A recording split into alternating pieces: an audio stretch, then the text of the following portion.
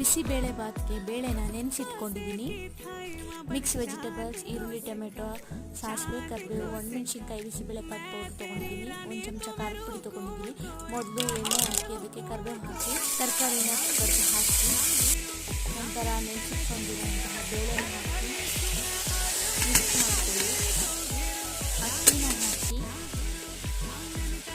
ನಂತರ ನೀರು ಹಾಕಿ ಅರಿಶಿನ ಪುಡಿ ಹಾಕಿ ಉಪ್ಪು ಹಾಕಿಬಿಟ್ಟು ಲಿಡ್ ಕ್ಲೋಸ್ ಮಾಡಿ.